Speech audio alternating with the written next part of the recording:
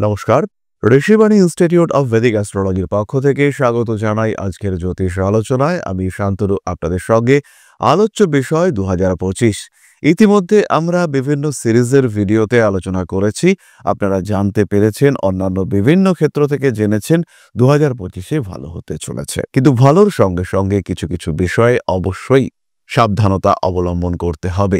2025 একটা বড় সময় ধরে আমরা দেখতে পাবো রাহু মঙ্গল যোগ সৃষ্টি হতে চলেছে। একটা বেশ বড় সময় ধরে শনি মঙ্গল কম্বিনেশন, সেটাও আমরা দেখতে পাবো। সুতরাং এই সময়গুলিতে অবশ্যই কিছু সাবধানতা অবলম্বন করা প্রয়োজন। কোন সময়ে কোন দিকে কতটা সাবধানতা প্রয়োজন, এই সংক্রান্ত বিষয় নিয়ে আমাদের আজকের আলোচনা। সঙ্গে থাকবেন সিংহ রাশি।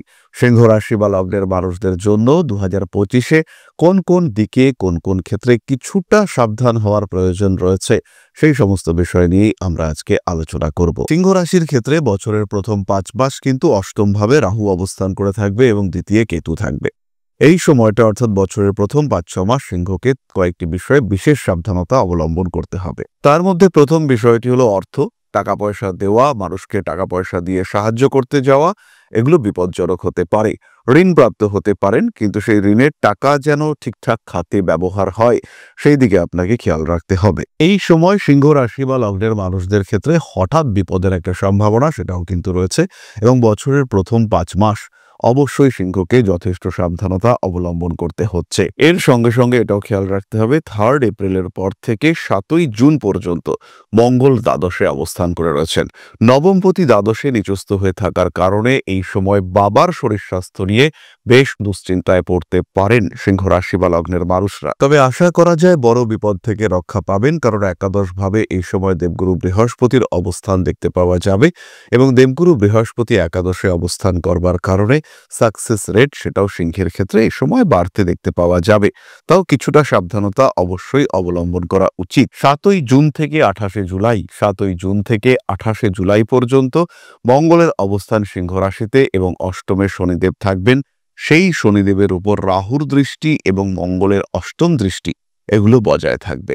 এই সময়টা সিংহের জন্য মারাত্মক ক্ষতিকারক। তাই যারা রাইডার, যারা বিপজ্জনক কাজকর্ম করেন, যারা জোরে বাইক চালান, তাদের কিন্তু অত্যন্ত বেশি সাবধানতা অবলম্বন করতে হবে। এই সময় কিন্তু হঠাৎ সমস্যা সৃষ্টি হতে পারে এবং এই সময় যদি শরীর দুর্বল হয়, শরীর খারাপ হয়, সেই সময় যতটা সম্ভব বেশি ট্রিটমেন্টের মধ্যে থাকার চেষ্টা সেটা অবশ্যই করতে হবে। 2025 সালের শেষ অর্ধেক অর্থাৎ জুলাই মাসের পর থেকে বিবাহিত জীবনে কিন্তু অস্থিরতা, অশান্তি ইত্যাদি সৃষ্টি হতে চলেছে এবং এই সময় স্বামী কিংবা স্ত্রীর শারীরিক মানসিক অস্থিরতা সেটা প্রবল হয়ে উঠবার সম্ভাবনা দেখতে পাওয়া যাবে।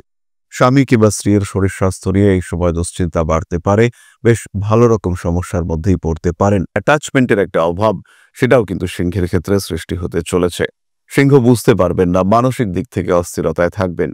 লগ্নের উপরে কেতুর প্রবেশ 18 মের পর থেকে ডিসিশন মেকিং এ সিংহর কিন্তু অসুবিধা হতে পারে। পশুরাজ কিন্তু বিপদে পড়তে পারেন এবং এই সময় অর্থাৎ 18 মের পর থেকে যে সিদ্ধান্তগুলি আপনি নেবেন, সেই সিদ্ধান্তে কিন্তু বেশ কিছু ভুল হওয়ার একটা সম্ভাবনা সেটা দেখতে পাওয়া যাবে। এরই সঙ্গে সঙ্গে এটাও খেয়াল রাখতে হবে এই সময় কনসেন্ট্রেশন লেভেল সেটা কিন্তু কমতে দেখতে পাওয়া যাবে। পড়াশোনার ক্ষেত্রে মনঃসংযোগের অভাবগত কারণে বেশ কিছু সমস্যায় আপনি পড়তে পারেন। 27 অক্টোবরের পর থেকে গৃহ সংক্রান্ত বিষয়ে কিছুটা জটিলতা সৃষ্টি হতে পারে। 27 অক্টোবর থেকে 7 ডিসেম্বর পর্যন্ত এই সময় কিন্তু সিংহকে বাড়ি পরিবর্তন, বাড়ি কেনাবেচা এই সমস্ত ক্ষেত্রে অবশ্যই এগুলি করতে পারেন, কিন্তু সাবধানতার সঙ্গে করতে হবে। অনেকটাই সাবধান হতে হবে সিংহকে। এছাড়াও ছোটখাটো ফাইন্যান্সিয়াল ডিসপিউট ক্রিয়েটেড হতে পারে 23 মে থেকে জুন মাসের 6 তারিখ পর্যন্ত। যদিও সময়টা খুবই অল্প, কিছুটা সমস্যার মধ্যে সিংহ পড়তে পারেন। দাঁত নিয়ে কিছুটা ভোগান্তির সংযোগ রয়েছে 28 জুলাই থেকে 13 সেপ্টেম্বর পর্যন্ত। কিছু আনকমন ডিজিজে সিংহ কষ্টপ্রাপ্ত হতে পারেন ঠিক এই সময়, অর্থাৎ 28 জুলাই থেকে 13 সেপ্টেম্বর পর্যন্ত। যতটা সম্ভব এই সময় নিজেকে খেয়াল রাখার চেষ্টা করতে হবে, কাজকর্মের প্রতি নিয়ন্ত্রণ রাখবার চেষ্টা, একটু নির্ঝঞ্ঝাট থাকার প্রয়োজনীয়তা এই সময় কিন্তু সিংহের ক্ষেত্রে অবশ্যই রয়েছে। অফিসিয়াল সেক্টরে এই সময়গুলিতে সিংহ একটু সচেতন থাকবেন। এরপরে আমরা চলে আসব নাক্ষত্রিক আলোচনা প্রসঙ্গে। প্রথমেই রয়েছেন মঘা নক্ষত্রের মানুষরা। মঘা নক্ষত্রের মানুষদের ক্ষেত্রে প্রথম 6 মাস অর্থনৈতিক ক্ষেত্রে টাপ আসতে পারে এবং পরবর্তী 6 মাস অর্থাৎ জুলাই থেকে ডিসেম্বর পর্যন্ত শারীরিক দিক থেকে কিছু সমস্যা সৃষ্টির সম্ভাবনা রয়েছে।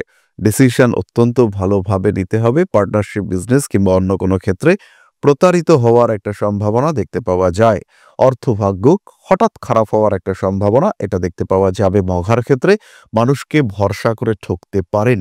সোশ্যাল মিডিয়াতে আপনাকে নিয়ে কিছুটা নেগেটিভ ইনফ্লুয়েন্স সৃষ্টি হওয়ার সংযোগ দেখতে পাওয়া যায়। মহা নক্ষত্রের মানুষদের মস্তিষ্ক, স্নায়ু ইত্যাদি সংক্রান্ত সমস্যা সৃষ্টি হতে পারে, তাই মঘাকে অবশ্যই এই বিষয়গুলি নিয়ে কিছুটা সাবধান থাকতে হবে। পরবর্তী নক্ষত্র পূর্ব ফাল্গুনী, কাজকর্মের সুযোগ বাড়তে দেখতে পাওয়া যাবে। ওভারঅল 2025 আপনার জন্য ভালো। সাধারণ সাবধানতা অবলম্বন করবেন এবং যে সময়গুলি নির্দেশ করা হলো আজকের ভিডিওতে একটু সচেতন থাকবার চেষ্টা করবেন। পরবর্তী নক্ষত্র উত্তর ফাল্গুনী। উত্তর ফাল্গুনীর কিন্তু জীবনে বেশ কিছুটা জটিলতা আসতে পারে, স্পেশালি বছরের শেষ 6 মাস। এই সময়টা কিন্তু উত্তর ফাল্গুনের জন্য বেশ টাফ। এই সময় যতটা সম্ভব পার্টনারশিপ অ্যাভয়েড করবেন, লেনদেন এগুলোকেও অ্যাভয়েড করে চলার চেষ্টা আপনার জন্য বেটার। নতুন শিক্ষাক্ষেত্রে সংযুক্ত হতে পারেন। কোনো দালাল বা এই ধরনের মানুষের দ্বারা প্রতারিত হওয়ার একটা সম্ভাবনা এই সময় দেখতে পাওয়া যায় এবং এই ধরনের প্রতারণা এটা কিন্তু আপনাকে বেশ ভোগাতে পারে। উত্তর ফাল্গুনী নক্ষত্রের জাতক বা জাতিকাদের কিছু পুরনো শত্রুতার মধ্যে জড়িয়ে যাওয়ার একটা সম্ভাবনা সেটা কিন্তু এই সময় সৃষ্টি হতে পারে। শত্রুরা খুব অ্যাক্টিভ হয়ে উঠবে। লগ্নে কেতুর উপস্থিতি, গোপন শত্রুতা সেটা বাড়তে পারে এবং তার সঙ্গে সঙ্গে এটাও খেয়াল রাখতে হবে শরীরটা কিন্তু আপনার অজান্তেই দুর্বল হওয়ার একটা সম্ভাবনা সেটা সৃষ্টি হতে দেখতে পাওয়া যাবে। কেটে যাওয়া, আঘাতপ্রাপ্তি ইত্যাদি সংযোগ রয়েছে 2025-এ এবং সেটা কিন্তু বেশ ভালো রকম ডিপ উন্ড হওয়ার সম্ভাবনা রয়েছে। 2025-এর মাঝামাঝি সময় অর্থাৎ এপ্রিল, মে, জুন, জুলাই উত্তর ফাল্গুনী যতটা সম্ভব নিজের নিরাপত্তা বজায় রাখার চেষ্টা করবেন। এই সময় কিন্তু আগুন থেকে সাবধানতা অবলম্বন করার প্রয়োজনীয়তা রয়েছে। এরপরে আমরা চলে আসব প্রতিকার সংক্রান্ত আলোচনা প্রসঙ্গে।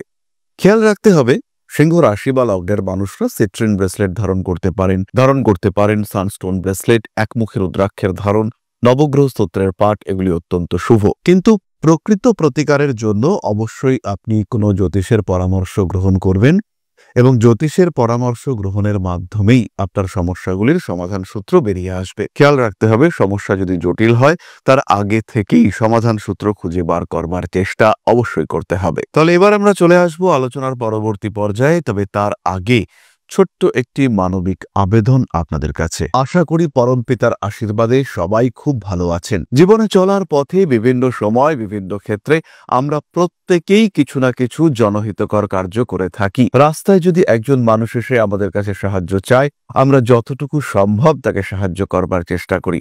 কখনো কিছু অর্থের বিনিময়ে, কখনো তাকে কিছু খাদ্য সামগ্রী কিনে দিয়ে, কখনো গাছের জল দিয়ে, কখনো পাড়ার রাস্তার কুকুরটিকে খেতে দিয়ে আমরা সমাজের উন্নতি করবার চেষ্টা করি। আমরা সমাজের প্রতি আমাদের সামাজিক দায়বদ্ধতা পালন করবার চেষ্টা করি, কারণ প্রত্যেকেই আমরা মানুষ, প্রত্যেকের মধ্যেই রয়েছে মনুষ্যত্ব, প্রত্যেকেই আমরা অপরকে সাহায্য করবার জন্য অল্প বিস্তর দায়বদ্ধ। এই ভাবনা নিয়েই অধ্যাত্ম, সেবা এবং প্রকৃতি পূজনের ব্রতী হয়েছে আমরা। আপনাদের সহযোগিতায় গঠন হয়েছে পরম ব্রহ্ম মিলন মঠ ও সেবাশ্রম। দীর্ঘদিন ধরেই, প্রায় বিগত 3 বছর ধরে বিভিন্ন সময়ে, বিভিন্ন অবস্থায়, বিভিন্ন পরিস্থিতিতে মানুষের পাশে গিয়ে আমরা দাঁড়িয়েছি। মানুষের পাশে যতটা সম্ভব সাহায্য করবার চেষ্টা আমরা করেছি আমাদের ক্ষুদ্র সামর্থ্যে। বারংবার আমরা পেয়েছি আপনাদের সাহচর্য, বারংবার আপনারা বাড়িয়ে দিয়েছেন আপনাদের সহযোগিতার হাত। তাই আরও একবার আপনাদের সামনে আজ আমি আবার এসেছি পরবর্তী কর্মসূচিকে বাস্তবায়িত করবার জন্য। বিগত দিনগুলিতে বিভিন্ন সময়ে আমরা বিভিন্ন ক্ষেত্রে ডোনেশন কর্মসূচি করেছি। আমরা শীতকালে কম্বল বিতরণ করেছি, মোজা, চটি বিতরণ করেছি, মশারি বিতরণ করেছি ডেঙ্গুর সময়, করোনার সময় খাদ্য সামগ্রী বিতরণ করেছি আমরা। তার সঙ্গে সঙ্গে ছোট ছোট শিশুদের পড়াশুনো এগিয়ে যাওয়ার জন্য সারা বছরের সমস্ত শিক্ষা উপকরণ আমরা বিতরণ করেছি।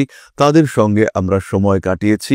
এদের শিক্ষার ক্ষেত্রে যাতে ডেভেলপমেন্ট হয় তাই বেশ কিছু এলাকায় আমরা সম্পূর্ণ বিনামূল্য কোচিং সেন্টার পরিচালনা করছি এবং বিশেষ বিষয়টি হলো যে প্রত্যেকটি ক্ষেত্রেই আপনারা কিন্তু প্রত্যক্ষ বা পরোক্ষভাবে আমাদের সঙ্গে আছেন।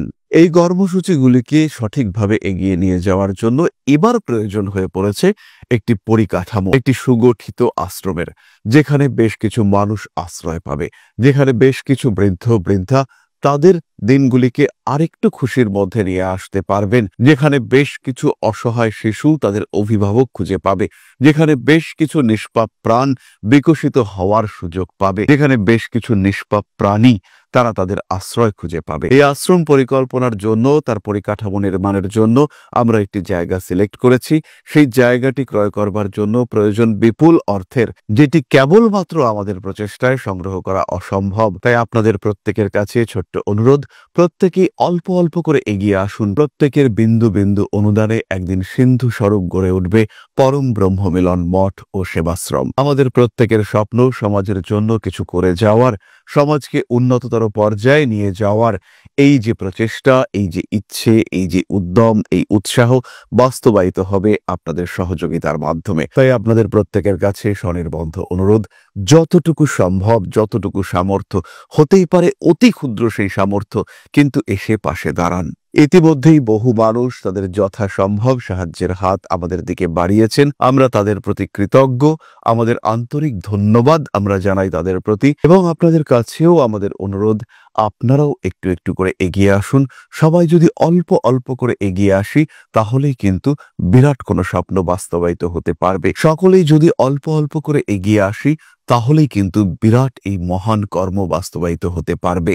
একদিন আমার আপনার প্রত্যেকের স্বপ্ন পরম ব্রহ্মমিলন মঠ ও সেবাশ্রম আধ্যাত্ম সেবা এবং প্রকৃতি পূজনের এই মহান দায়িত্ব নিয়ে এগিয়ে আসতে পারবে, একটি জায়গা তৈরি করতে সক্ষম হবে। সবাইকে জানাই অগ্রিম ধন্যবাদ এবং শুভেচ্ছা। সবাই খুব ভালো থাকবেন। নমস্কার। প্রশ্ন করেছেন Dolon Porel, date of birth 20-3-2000, 7টা PM, প্লেস দেবীপুর, হাওড়া। আমি কি গভর্নমেন্ট জব পাবো? কবে পাবো? বিয়েটা নিয়ে একটু বলুন, আমার দ্বারা কোন কাজটা ভালো হবে, প্লিজ বলুন। দোলন, তুমি খুবই ছোট, মাত্র 24 বছর বয়স, চাকরির জন্য প্রচন্ডভাবে খাটো। গভর্নমেন্ট জব স্পেশালি ব্যাংকিং সেক্টরে কিংবা ফাইন্যান্স সেক্টরে হওয়ার সম্ভাবনা অনেকটাই বেশি। বাড়ির থেকে দূরে কর্মক্ষেত্র হওয়ার সম্ভাবনা রয়েছে। বিবাহিত জীবন নিয়ে এই মুহূর্তে আমরা কোনো প্রেডিকশনে যাব না। তোমার দ্বারা কোন কাজটা ভালো হবে? রান্নাবান্না খুব ভালো হবে, ছবি আঁকা, কোনো মিউজিক হাতের দ্বারা বাজানো হয় এমন কোনো মিউজিক, গিটার, ভায়োলিন, এগুলো খুবই ভালো হবে। সরকারি চাকরির সম্ভাবনা রয়েছে। এছাড়াও অর্থাৎ ব্যাংক, ফাইন্যান্স এগুলো ছাড়াও তুমি পুলিশ বা এই ধরনের কোনো চাকরির জন্য প্রিপারেশন নিতে পারো, সেটাও তোমার জন্য অত্যন্ত ভালো হতে চলেছে। নিশ্চিন্তে থাকতে পারো, কর্মক্ষেত্র তোমার জন্য ভালোই হবে এবং বেশ সুন্দর জীবন তোমার জন্য অপেক্ষা করে রয়েছে। তাহলে আজকের আলোচনা আমরা আর দীর্ঘায়িত করব না। সবাই সুস্থ থাকুন, ভালো থাকুন, সঙ্গে অবশ্যই থাকুন। মা শ্রী শ্রী আদি শক্তির আশীর্বাদে আরো আরো আরো সমৃদ্ধ হয়ে উঠুক আপনাদের জীবন। জয় মা আদি শক্তি। নমস্কার।